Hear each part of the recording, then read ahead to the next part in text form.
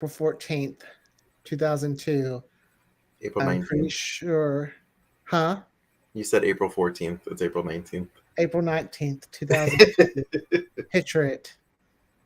I'm in hell, high school. I'm 16, a few days away from turning 17. I don't know all the words. Hi, everybody. Welcome to Queers and Soaps.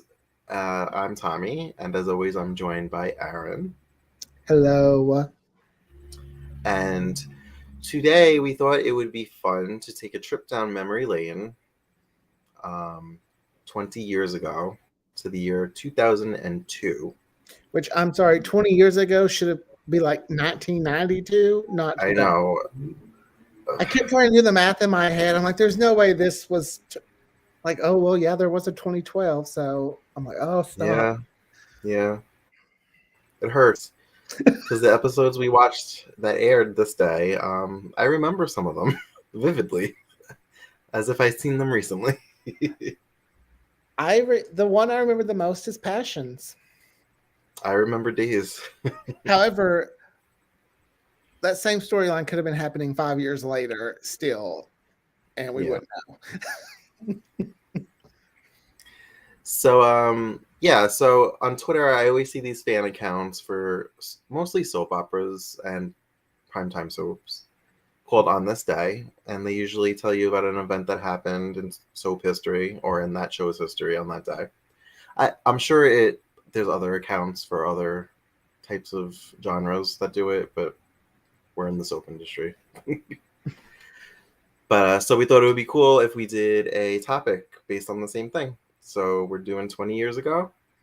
So roll the credits and we'll get into what was going on in soaps. 20.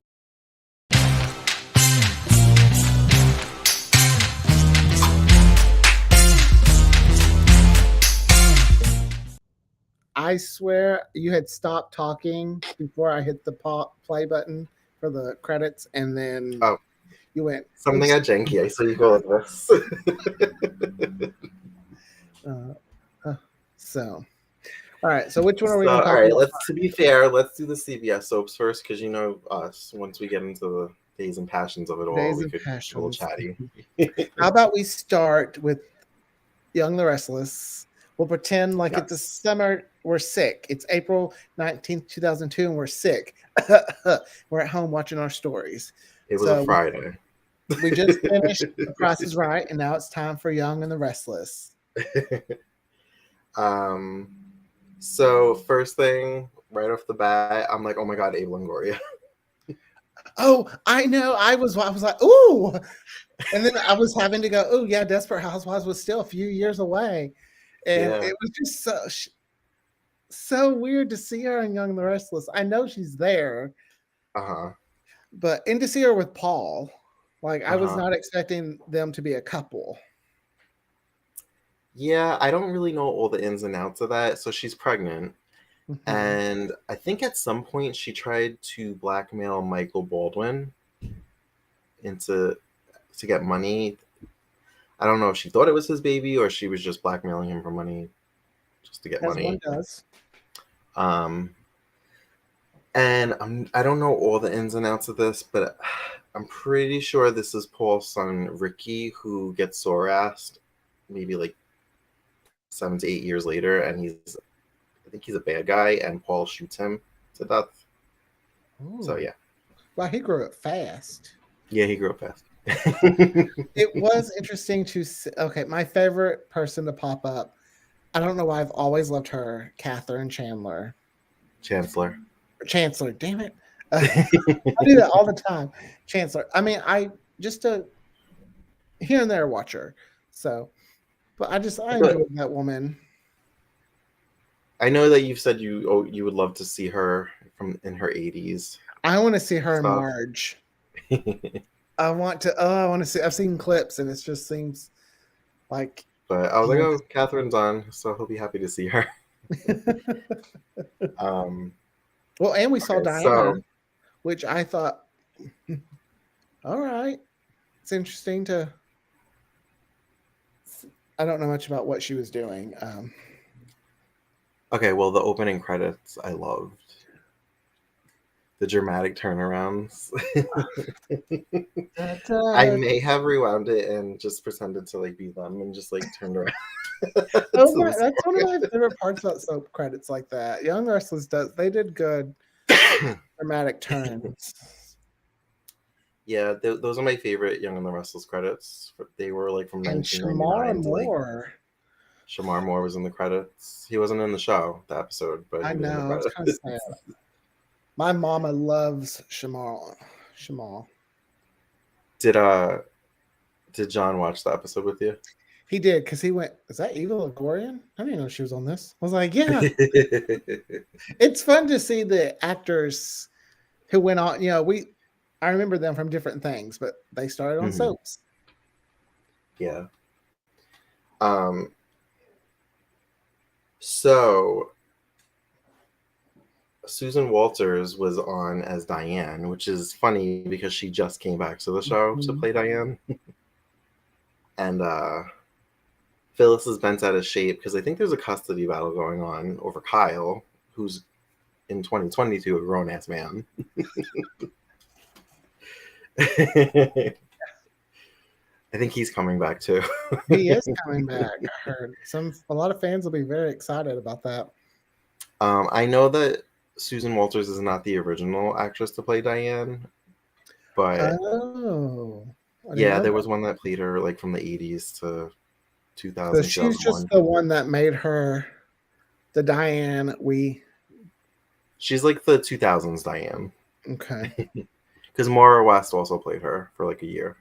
But she's just the one that most people recognize as Diane, I guess. Yeah, or 50-50 maybe.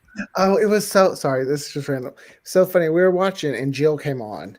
And then she kisses that guy, and John was like, I forgot. She was a cougar. It was just funny. Yeah, I'm not really sure who he is. So there was a thing called Glow by Jabot, and that was like something that the teens did every summer.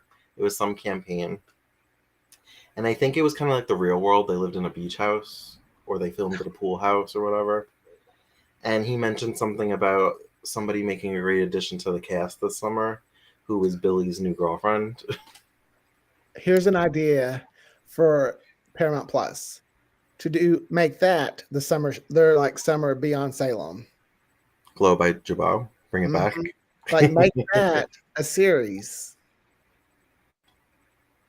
Well, yeah. Well, the Young and the Restless would have to get a viable team cast first, because right now they don't have one. Mad about that. So.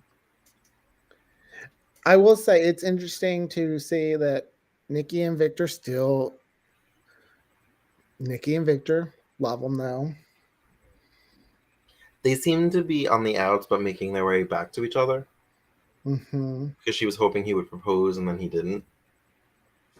She said that she met up. This is why she's with Catherine, to like bitch about Victor. Meanwhile, Victor's with Ashley, and I was like, oh my God, Eileen Davidson.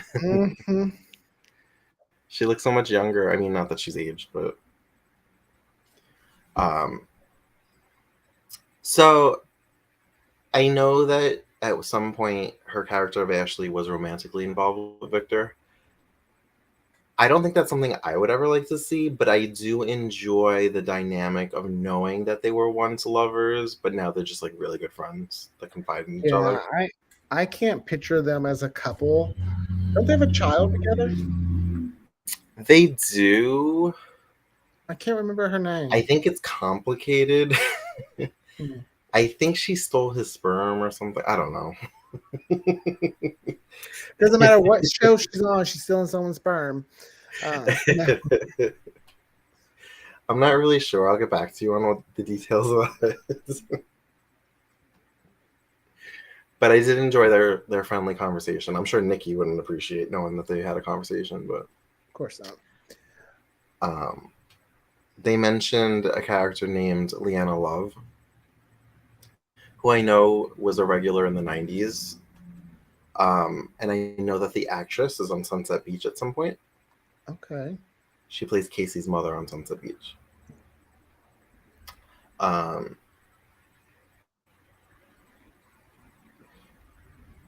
Phyllis and Michael, I forgot his name.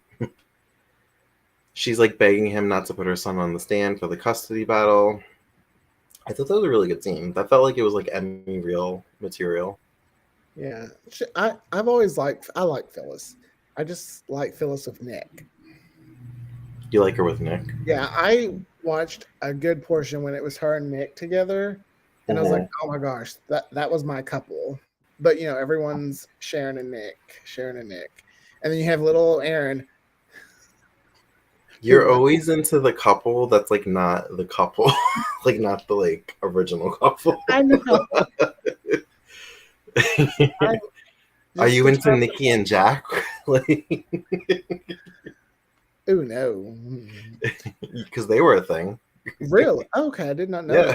That. See, I He never basically raised Victor's kids. No, I'm kidding.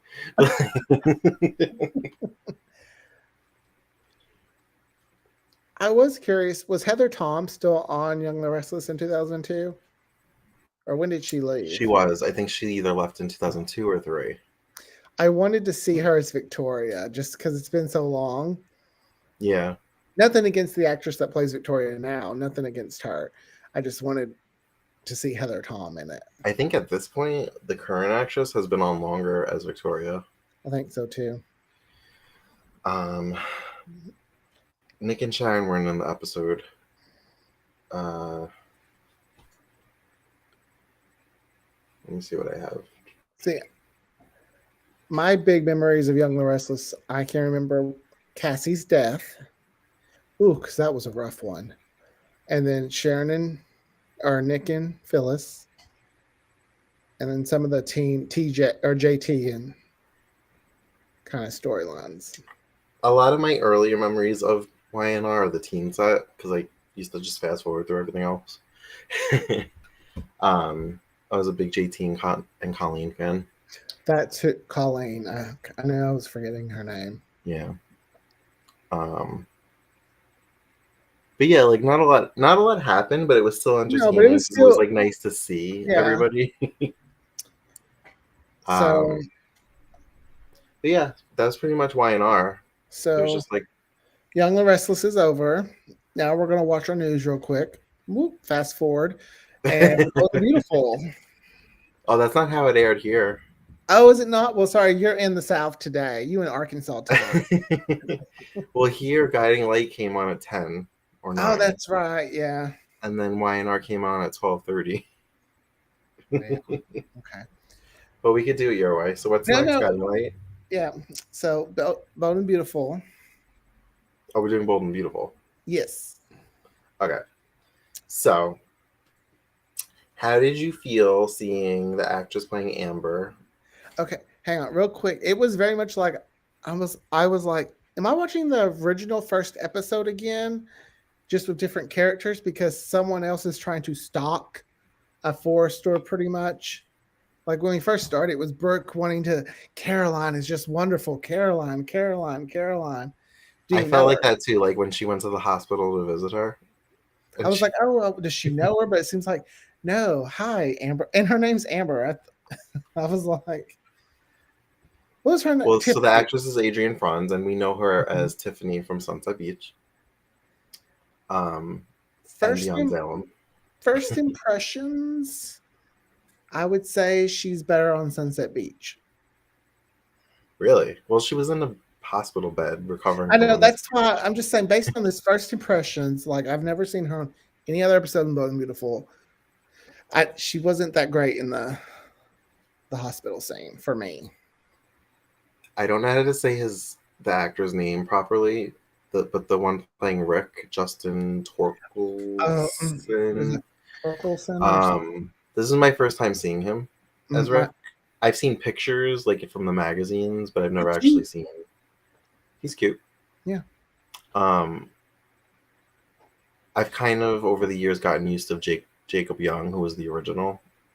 Oh, I like Jacob Young. And I wasn't really a fan of Kyle Louder. Is that how you say it? Oh, yeah. Mm-hmm. Yeah, I wasn't really a fan of him as Rick. And this is Ridge's son, right? Rick is Ridge's brother because Rick is Eric and Brooke's son. So it's his half brother. And we say Daisy. We say Rick Daisy. is short for Eric Yeah. Jr. Day's family history is messy until we start talking about Brooke Logan. Yeah. Well, from what we've seen of Bold, like in the beginning, it was pretty good. Like it wasn't too entangled, like with bloodlines, but once kids start getting involved, and it was this messy. Episode was pure soap when it's like I'm pregnant with my daughters. It was good to see Hunter Tylo. Oh, mm-hmm. Well, I don't really know her. I don't really know her. I don't know her too well either, but it was good to see her and kind of see like the resemblance between her and the current Krista Allen. Mm-hmm. Oh yeah, I'm like, that's a good recast. Yeah, I thought it was a good recast. So the girl that came to visit Amber, I think is like a cousin of hers because she kept saying cousin Amber, like who to that girl on the phone. I looked it up because she said her name is Erica Lovejoy. Her mother is Sheila Carter. I was like, wow, this just got real interesting. What is it with the Carters and this Forrester family? Okay, also, I feel like Sheila leaves the show for a few years and she has a baby off screen because every time she comes back, she has a kid. That twist that Bold Beautiful keeps talking about, it needs to be Finn knew about Sheila and he was just trying to get close to the Forresters. And they're just playing a big old crazy game.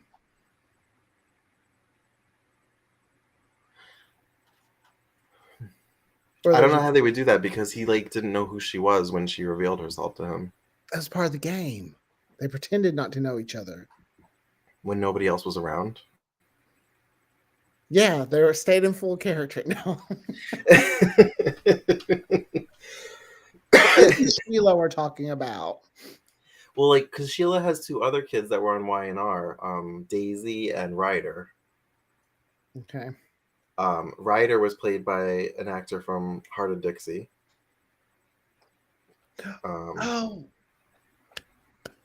Yeah, the one that Rachel Bilson's character. Yes, the really good-looking one. Mm-hmm. Yeah, he was Ryder. Okay.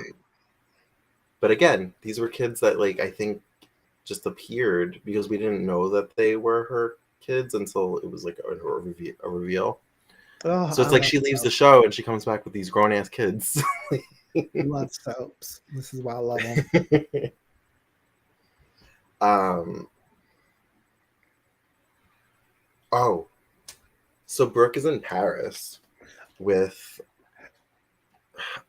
Rick. I want to say his name is Whip. Okay, I couldn't figure out. I couldn't figure out what his name was. I was like, is my sound kind of? Is it Rick? Rip or Whip, something like that. I don't know, but I was like, I wish somebody was watching us live in the chat right now so they could tell us. Because I was like, oh, I bet his name, it must be Rick. I'm just misunderstanding it. No, it's not Rick. Although I did hear it as Rick at one point, but no, it's either Whip or Rip. Well, Brooke has all these men just after her. Well, the actor is Rick Hurst, who people may know from General Hospital as Rick Lansing. Okay, I think that's probably why I'm getting him confused. And from Days of Our Lives as something Banning. David Banning, maybe? Scotty Banning? Scotty Banning. I think he is... his character is Eli's father. Okay. On Days. And I think his... Oh, wait, yeah, I'm thinking of Julie's son. Never mind. Julie's son's... Oh, Julie's son. Oh, so then his character is Eli's brother. Because his character is Julie's son's son. So, okay. Yeah, Rick Hurst's character would have been, yeah. Ooh, need my family Yeah. chart. Hi, Candace. Hey, Candace. Oh, you're just in time because we haven't moved on to Guiding Light. Wait, no, I'm not done with Brooke. Oh, I know. I'm just saying. She's just. So Brooke is in Paris with Rip, whatever his name is, because she's pregnant with her daughter's fiance's baby, who's Deacon. And I think I that's love. hilarious because on the current show, Deacon is back and he's sniffing around Brooke again. And isn't Bridget back as well? Is she? Was she a doctor or is that Daphne? I don't know all my characters on Bold and Beautiful. I'm sorry, peeps. Candace said, "See, I pop up when you said Rick Hurst's name." So, but I would say Bold and Beautiful was pretty good that day. Yeah, 2 for 2. I was like, okay, April 19th, 2002 seemed like a good Like day that for was a soaps. good day for soaps. Yeah, on all counts. I was like, was 2002 just like a good year? um, but yeah, I think that's all I have for Bold. Okay. So now Guiding Light. Yeah, we can move on to Guiding Light, which Okay. I'm kind of sad. When I dipped into Guiding Light, I must have dipped in during some slow periods. Okay. And since it didn't grab my attention on that day, I just moved on. Why do you feel like every time you watch it now it's really good? Yes. And I hate it because I'm just like, I missed out on years. 10 good years where I could have probably watched it. Well, okay, so first off, especially Lindsay McKeon. Especially these Santos. Ooh. Yeah, I want to get into that story right now. so Lindsay McKeon is playing Mara, which very excited about that. Love her. Mm-hmm. And Jordi Villasuso is playing Tony Santos. Mm-hmm. And I think they are so pretty. I love them. He's on Young the Restless, right? Or well, he just is leaving. Not anymore. I think they just killed his character off screen, or they're about to kill his character off screen. But I was just like, ooh, he's like a fine wine. Mm-hmm. I wouldn't mind if he came back to Days as Dario. Me either. I did. Yeah. You're welcome back. Come on, honey.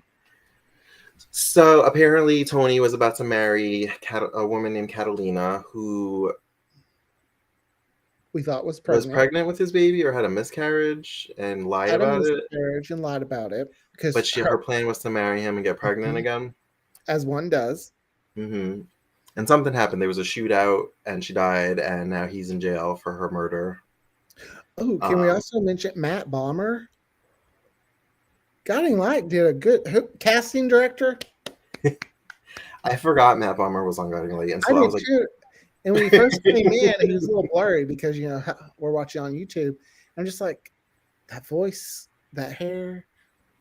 I was like, I wish I had the same thing. His face was like a little distorted. It was like pixelated. And then when they had the close up of him hugging her, I was like, that's Matt Bomber. I was like, oh, hello, honey. See, every time I watch an episode of Guiding Light, there's somebody like that's like famous.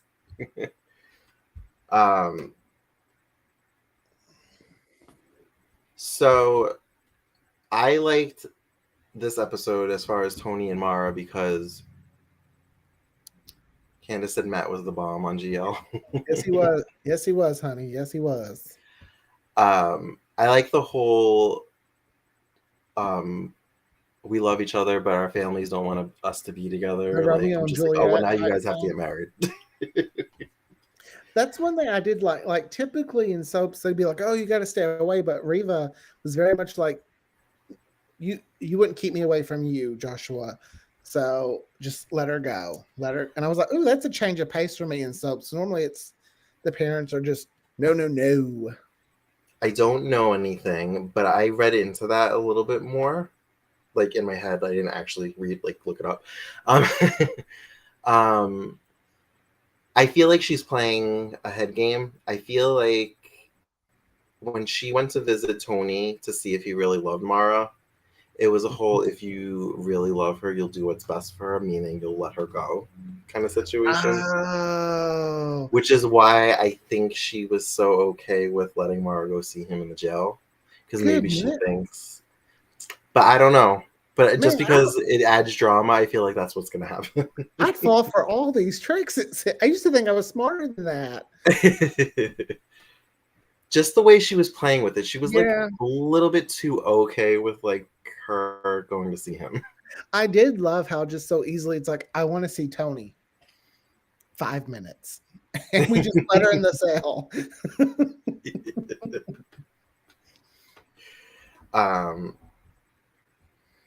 We saw Danny for a little bit and Michelle, but it wasn't Bethany's Michelle. This is the actress that played Michelle after Bethany. Okay. I was like, Danny, isn't like the names were ringing a bell, but wasn't sure. I was getting really excited because they kept talking about his grandmother who had a stroke. I was like, please let us see Carmen. I wanted you to see Carmen so bad. That's his mom. She's evil. Love her. Then I would probably love her too.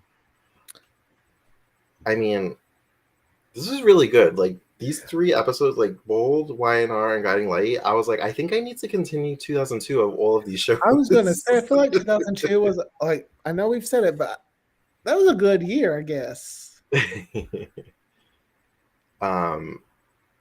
Oh, we had Gus and Harley, who were a popular couple on the show. Those were the cops that were interrogating Tony. Mm-hmm. Beth. I know the actor's name is Ricky Paul Golden. And Beth. I think they were on All My Children towards the end. The both of them. Oh, I think you're right. I remember him being on All My Children. I don't know if they were trying to recapture the magic with those 2 actors. Probably try to bring in some of that Guiding Light fan base. Mm-hmm. I mean, we know Beth from Forever and a Day, Mm-hmm. who just won an indie series award. So congratulations. Yeah, congratulations, Candace, if you're still here. Oh, she's still here. She said Carmen was that boss lady. Mm-hmm. I'll have to look her up. I want you to see Carmen. Well, I'm ready for it. Well, since you said April 19th was a Friday, April 22nd, 2002. My birthday. Wait, your birthday? My 17th birthday. Was April 22nd? Huh. Yeah. Yeah, hint, hint. My birthday's this Friday.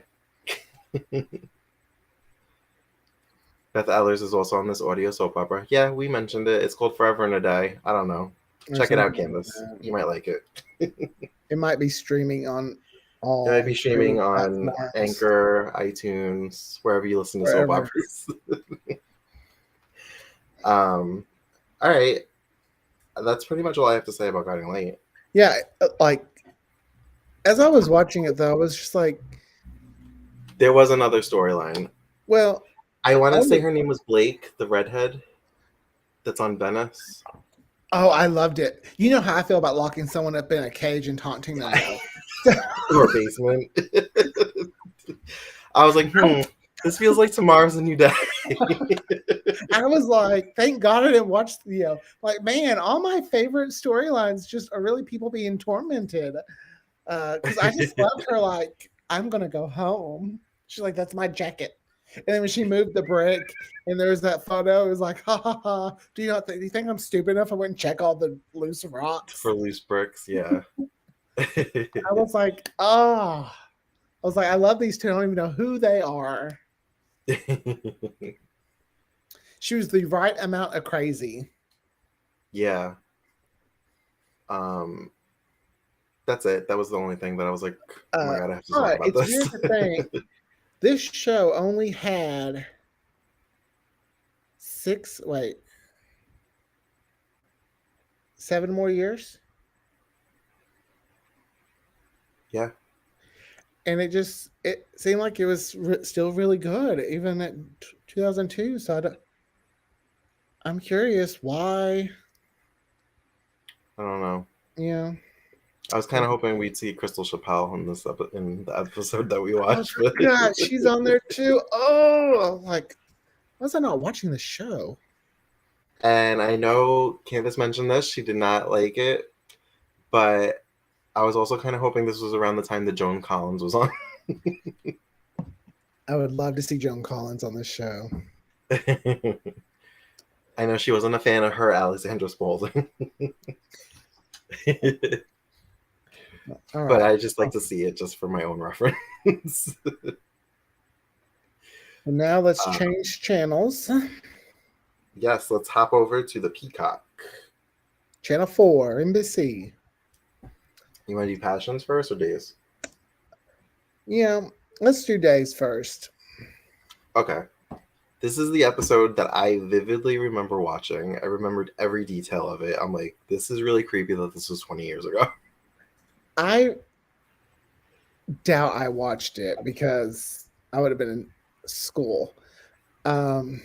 This was a very eventful episode. Yes, and like Greta left so fast. Good. I never liked Greta. Well, it was like, I'm leaving Salem. All in one episode. I'm leaving Salem. Said our goodbyes. Boom. I was like, damn, girl, you out in a hurry. Her contract was up. They had to get rid of her. We don't have much time. Contract's up. Say goodbye. Pay or play. We got to get rid of her. I'm curious about Vegas and Jack pretending. So what happened in Vegas was it was Sammy and Austin's wedding. And Lucas had just come back to the show because the year before he fell asleep drunk in a fire. So he was hospitalized and then he left the show for a year. But now he's like all rehabilitated and he's in a wheelchair. And Sammy had lied and said that Lucas hit Will to get full custody of Will. I remember that. Mm-hmm. I do remember that. So then Lucas baited her in like the bridal suite about that. And he's like, he's my brother. He's going to believe me. And she's like, he'll believe what I tell him. She basically outed herself by saying, I know you didn't hit Will, but if I tell him you did, he'll believe me. And Austin like heard this and was like, no, I won't. And he like left her at the altar. Again? No. Yeah, again. And I don't really remember what was going on with Vegas. Greta, I think, thought Jack was gay, and he was trying to get some editorial job, I guess. Mm-hmm. But the owner of the paper's son was gay, so he was like flirting with the son. I don't know. It was like this whole. Yeah, but moving on, seeing Mrs. Horton walk into that house. Oh, I didn't even think about that. I was like, Grams. Aw. I remember finding that actress that played Abby, I'm not trying to be mean towards the kid, annoying. Yeah, I didn't like that, Abby. I like the one after her. I think her name was Jillian Clare. I just remember that she one. Was like in between Amber Benson.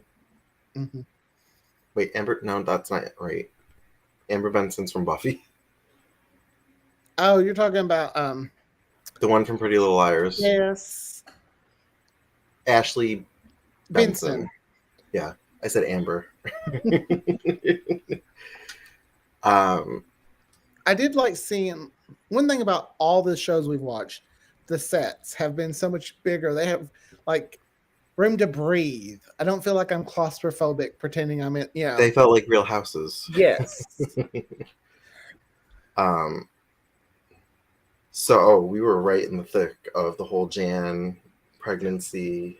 I remember not liking that Jan though. I didn't like Jan until Heather. I know. I was thinking that. I was like, "Oh, he doesn't like this Jan." I don't. I don't know what it was. I don't know what it is, but I did not like her. But she's original Jan. I know.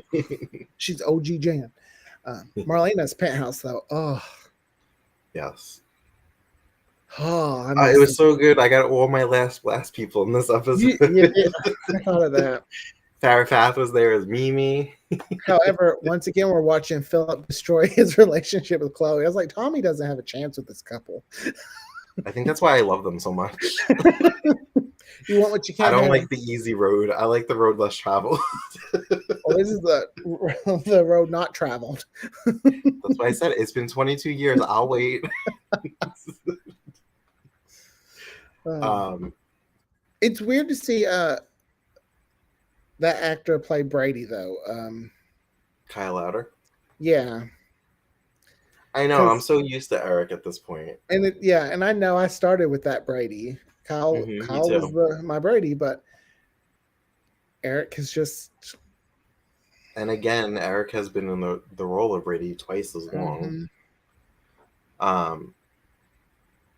So just to rewind a little bit before April 19th, 2002, while Philip and Chloe were broken up, Philip went on a date with this girl, Cynthia, who we saw in this episode.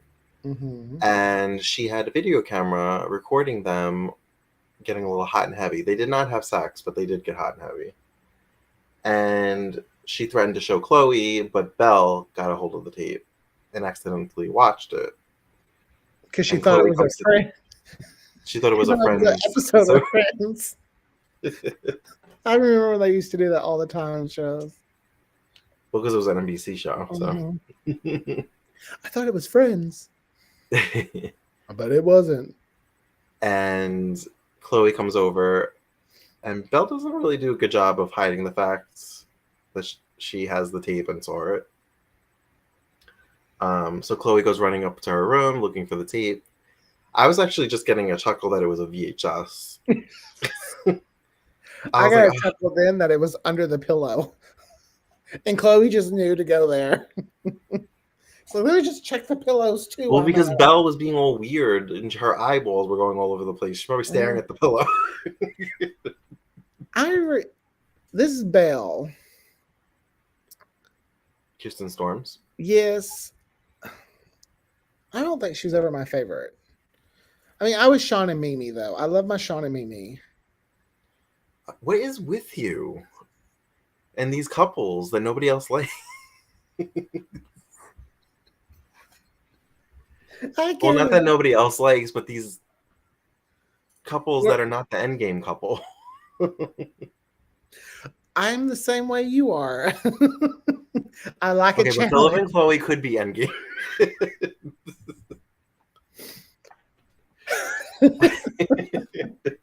You don't know. I don't know why. I don't know why. I got a chuckle when Mimi and Philip were at .com, which, by the way, I miss .com. And she was like, "Oh, you and Chloe are back together? You sure are one tempestuous couple." So Chloe watches the video. She just shuts it off and runs out. And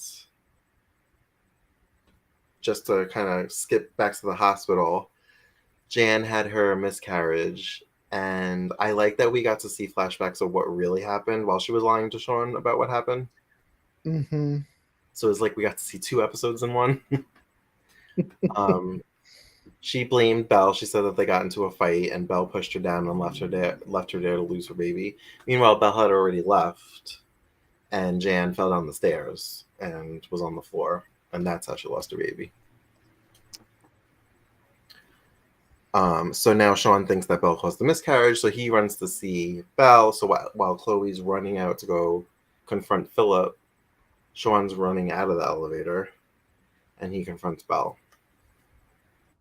I don't know if you noticed this, but when Chloe first storms into .com, Cynthia's standing right there, and she like pushes her. I don't think I did. So she storms through the door, pushes her, and then goes to Philip and slaps him. I was like, yes. I love them, but I like a good bitch slap. Oh, I do too.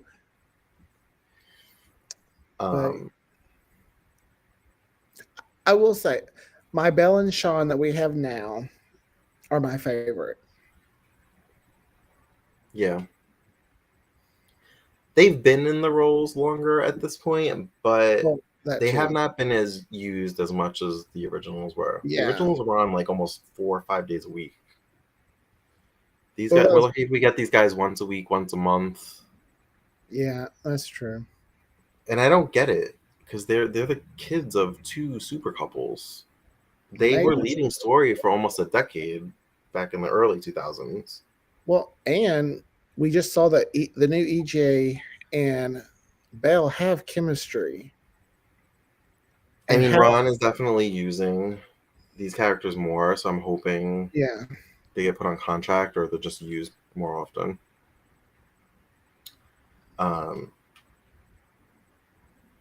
But yeah, that's pretty much all I have to say about these. I love this episode. It did remind me why Jack sometimes gets on my nerves. Okay. That was the only thing. I remember why thinking like, oh, okay, this is why I like Jack in small doses. All right. Because I like him. His personality is just so big that sometimes it's too big. I do want to say, I don't know if it's the next episode, but it's pretty soon after this. Mimi goes to Chloe's house, and I think Nancy answers the door, and I remember her saying, like, telling her what happened, and she was like, it was like watching 90210, and I was like, 90210 was already off the air for 2 years at this point. She should have said Dawson's Creek. Mm-hmm. Well, Dawson's... Oh, this would have been season 5. Mm-hmm. It's that I can do that. Okay. But yeah, I think that was everything that happened on D. It was a very exciting episode. It was still fun. It was still fun. Again, I was like, 2002 was lit. Because even Passions was surprisingly real. Like I was expecting it to be a little boring. Just because it depends on the day. But since this was a Friday too, I didn't realize it was a Friday. So that's probably one of the reasons it was better, because it was Cliffhanger Friday. I feel like at some point there was a shift in how Passions was written. Like, yeah, it was still repetitive at points, but I feel like they kind of picked up the pace after the first 2 or 3 years. Before it got really repetitive. I didn't watch this when it aired because I watched Passions more in the summer when I was home, or if I happened to come home while it was still on. Well, this felt like a summer, like all these episodes, it felt like summer episodes, like stuff happening when more people would be watching. Mm-hmm. Because zombie, I don't get why they call her Zombie Charity. She's just more evil than zombie. She's like possessed. But I loved her. I was like, ooh, this is the Charity I remember liking. So Timmy is a real boy at this point? Yes, his Christmas wish, I guess. But Zombie Charity wants to kill him? I think his character, which we know. I know his character dies during the summer, and then unfortunately the actor did die in real life as well. Because I think they planned on bringing him back. Yeah. But I know, the character of Timmy's though is close to. I don't know how he dies. I can't remember.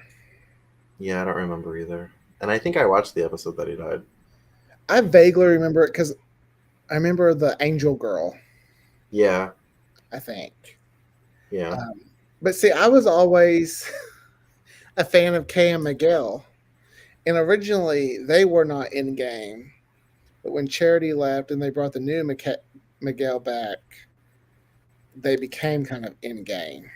I wasn't necessarily a fan of Kay and Miguel, but I did like Kay. I couldn't stand Charity. Oh, I couldn't either. I've never, I remember being like, I shouldn't hate the evil girl, or I shouldn't love the evil girl, hate the good girl. But there was something about Charity I just did not like. See, I never really thought of Kay as evil. I just felt like nobody listened to her. She had middle child syndrome, even though she wasn't a middle child.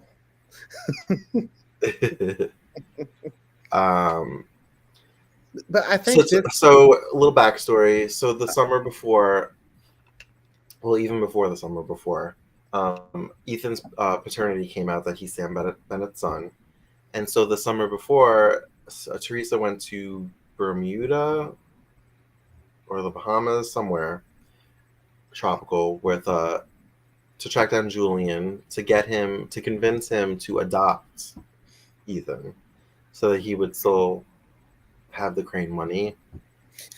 They ended up getting really drunk, and they ended up getting married and sleeping together. So she's pregnant, and Julian is dead. So she's trying to get his fortune to raise the baby because she is legally his wife. Although we do find out later that it's Ethan's child. But I remember that her lawyer. As soon as he started speaking, I remember that voice and him representing Teresa. Really? It was weird, his voice, like, it just brought me. I was like, "Whoa, I remember you." But Candace said, "How did we all root for Teresa? We all knew she was a crazy stalker." Same. I have no clue. I rooted for her. I mean, watching it back, I'm like, "Ooh, this might be a little problematic." Why? The things she did. Yet we still rooted for her. I think it's because we could see ourselves in her. Like, she came from nothing really. And we always root for the underdog, in a sense. Yeah, and she was framed as the heroine. Yeah. She was the show's heroine, so it was kind of like they tricked us. her wrongdoings were justified because Ethan's her soulmate. Yeah, so we're like, yeah, she's right. Yeah. She's doing it for love. Yeah. Because I remember young Aaron being like, I hope I can find my soulmate. Like, I was very much I didn't do the things she did crazy-wise, but I remember that's one of the reasons I liked her. She was like Sammy Brady without the evil tendencies. Yes. But I think it's also, had it not been her, Lindsay, playing the character, I don't know that we would have rooted for her the same way. We had the second Gwen, which is my favorite Gwen, Natalie Z. Natalie Z. I like her. I like her better than the original. I was gonna say nothing against the other Gwen, because I know she's soap royalty, but I like this Gwen better. And I actually, hearing how awful she was treated by producers and fans of the show, I was like, I love you more because I was probably one of the few rooting for you. I like that we got to see Rebecca. She always cracks me up. She has these little, just like, some of the things she says, though, watching, like, I've seen other episodes, she's very bigoted, and I don't know how they got away with allowing her to say some of the things she said on TV. I'm not sure either, but I think it was because you didn't root for her. Like, it made you not like her more. Yeah. But also, it made you like her because it was entertaining to watch. Again, I'm going to put it on the actress. I think she knew how to take that part and just make it like, if anyone walked in there, it would probably come off as really, really insensitive. But Andrea, I think's her name. Andrea Evans. Yeah. I think she's known for One Life to Live. Yes. But there's also, fun fact, she plays Amber's mother on Bold and Beautiful. I didn't know that. See, like, I like her. Like, I hate the character of Rebecca. Hate her. Mm-hmm. But that actress just does stuff when she would run around Pookie. You couldn't help but just be like, oh, just. They definitely took the character in a new direction with her because Maureen McCormick. Yeah, she was kind of more. She was more reserved and. I don't know. To me, she was like a less campy. She was an Ivy knockoff. Like, they even kind of dressed the same. Yeah. And when Andrea came on, she got sexier and was more flirty and just. She kind of had her bosom out all the time. sex crazed, you know. So we have Beth, Louise, I forgot his name, Antonio, and Sheridan. I forget Beth wasn't crazy at one time. Because I remember her as, I'm stealing Sheridan's baby. I'm going to throw her down this hole. Like, that's the Beth I remember. You know, I don't even think Kathleen Noon was on the show as her mother yet. I don't think so yet. Mm-mm. I think once they get back to Harmony, we get close to that. Which she was just another great addition. I think they saw this show and was like, know what? We know we're not going to win any Emmys for what we're doing. Let's just go crazy bonkers. And that's what they did. Yeah. Sheridan running around the hotel. That annoyed the hell. That's the man I love. I've got to find you. Where's the man I love? Okay, this is that thing that Passions does that I can't stand, where they run in circles. Like when they were on the boat, and I was just like, their steps go up them. Like, stop running around in circles. Like, where's the exit? Where's the exit? Just go up the steps. You could have a straight line. You could put them in just a straight line, walls that would usher them just straight forward. They would still find a way to make circles. So she's chasing after Louise, who she just saw, who's going to the elevator. He literally made one right, and she's like, where's the man I love? Where is he? Like, just turn right. But what's crazy is we still watch it. But they had her running as if, like, she had so far, like, you saw him. I wonder if Mackenzie Westmore ever went home and just went like, honey, how's work? Well, ran in circles today. Right. Shouted, where's the man I love? Called it a day. I was good. And then she misses the elevator and she like drops to the floor and is like crying. And then, well, yeah. And like 5 seconds later, elevator opens. I'm like, oh, someone must have forgot something or that, because it had no time to go anywhere. Mm-hmm. And it's, you know, it's Antonio, but she sees Louise. But she's talking to him as if he's Louise, because she's like hallucinating. But then she realizes it's Antonio, who is calling himself Brian at this point. Yes. And I don't remember why. I wonder if when they started the Brian Diana thing, if she was like, oh God, please don't let us do the Diana stuff again. She talked about that on Passions for Life, how she was just worried that was going to end her career with the Princess Diana, because, I mean, it was 1999. She had just died not too long ago. And it was kind of very insensitive. Mm-hmm. So I wonder if she was like, got that script. What the fuck? Diana, I can't. Like, no. I just got away from this. But you know what? I still rooted for Sheridan and Louise. Oh, I did too. I did like. You gonna say you like Fancy and Louise? I'm gonna be honest. I say I rooted for Sheridan and Louise, but when Fancy and Louise got together, I rooted for them. Well, aren't you just the luckiest person ever? You got your couple at the end. But when I look back now, they shouldn't have ended up together.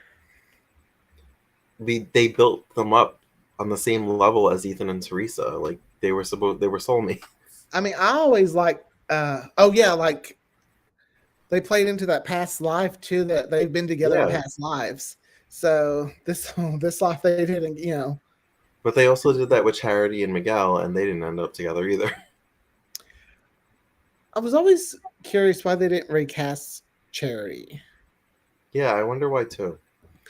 Because she seemed like someone they would bring back. Mm-hmm. But I rooted for Kay and Miguel, so. Yeah. But I think you're supposed to root. I rooted for Ivy and Sam. I kept thinking, looking at the Crane Mansion, I was like, wow, I'm really glad that they changed the look from like the first year, because it was very like cold and like there wasn't a lot of color. And now in this episode, it was like there was like reds and oranges, and like it was very. I don't know if that was Teresa's doing or if that's just how the set was. I'm not sure, but I know that Rebecca. This brought back memories. Rebecca's in that wheelchair forever. It seemed. Oh yeah, I felt like she was in that wheelchair for like 5 years. She was in that wheelchair longer than Sammy Ivy, not Brady was in Rebecca. her Ivy. wheelchair. Ivy. Because I even remember her living at Sam's and she was in the wheelchair. And that was like a smaller set. And I remember that, yeah. Because she was trying to break up Grace and Sam. Which I was always rooting for that. I felt awful. You know, I liked Brian / Antonio's friend who ended up being Eve's sister.